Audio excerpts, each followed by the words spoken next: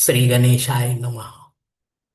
नेहमी आनंद मूर्ती स्वरूप असणाऱ्या विधिशास्त्र आणि वेदशास्त्रार्थ यांचे ज्ञान देणाऱ्या भैरव देवाला माझा नमस्कार असो.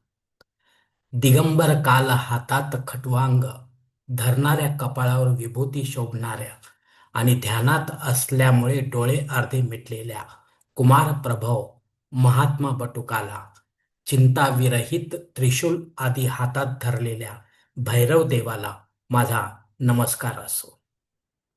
खडक धारण केलेल्या, तिन्ही लोकी भीती निर्माण करणाऱ्या, विश्वाचे रक्षण करणाऱ्या आणि विश्वाचे पालन करणाऱ्या भैरव देवाला माझा नमस्कार असो.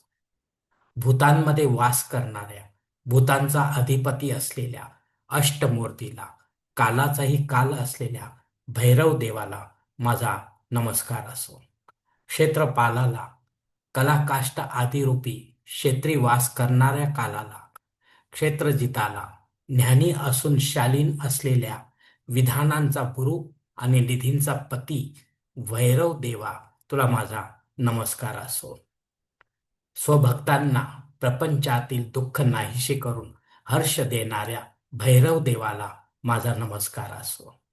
दंभ आदी शत्रू नष्ट करून नुसत्या नाम घेण्याने अष्ट ऐश्वर्य देणाऱ्या, संसार रूपी अनंत दुःखातून पार नेऊन अंती दर्शन देणाऱ्या भैरव देवाला माझा नमस्कार असो. दंभ मोह द्वेष यांचे उच्चाटन करून भक्तांच्या आपदा संकटे नाहीशा करून आठवण केल्यावर दर्शन देणाऱ्या आनंद मूर्ती आणि स्मशानात राहणाऱ्या भैरव देवाला माझा नमस्कार असो.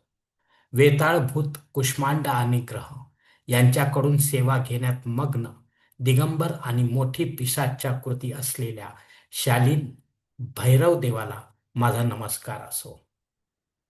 ब्रह्मा आदींनी वंदिलेल्या काशी निवासी दंडकवासी प्रबोधी भैरव देवाला माझा नमस्कार असो. अशा प्रकारे हे कालभैरव स्तोत्र संपूर्ण झाले. कालभैरव देवाला समर्पित असो. सर्वांचे शुभ हो.